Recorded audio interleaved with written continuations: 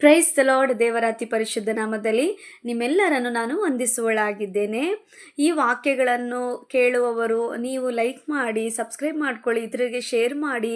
ನಿಮಗೂ ವಾಕ್ಯಗಳು ಆಶೀರ್ವಾದವಾಗಿರುತ್ತೆ. ಇತರರಿಗೂ ಶೇರ್ ಮಾಡುವುದರಿಂದ ಅವರಿಗೂ ಆಶೀರ್ವಾದವಾಗಿರುತ್ತೆ ವಾಕ್ಯಗಳು.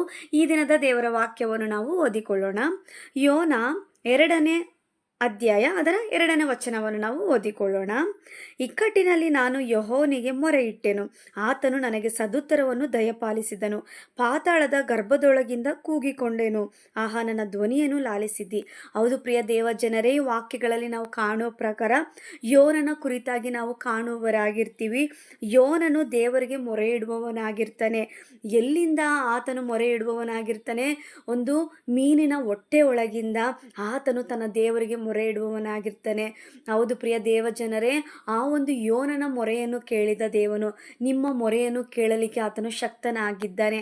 ಆ ಒಂದು ಇಕ್ಕಟ್ಟಿನ ಪರಿಸ್ಥಿತಿಯಲ್ಲಿ ಯೋನನು ಒಂದು ಮೀನಿನ ಹೊಟ್ಟೆ ಒಳಗಿಂದ ತನ್ನ ದೇವರಿಗೆ ಮೊರೆ ಇಡುವವನಾಗಿರ್ತಾನೆ.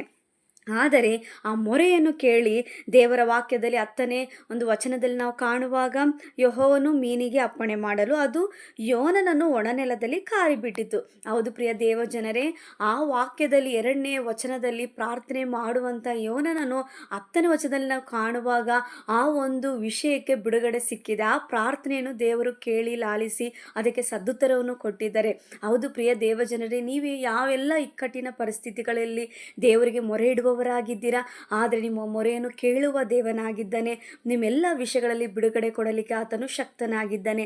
ಆದ್ದರಿಂದ ಧೈರ್ಯವಾಗಿರಿ. ದೇವರ ವಾಕ್ಯಗಳಿಂದ ನಿಮ್ಮೆಲ್ಲರನ್ನೂ ಆಶೀರ್ವದಿಸಲಿ.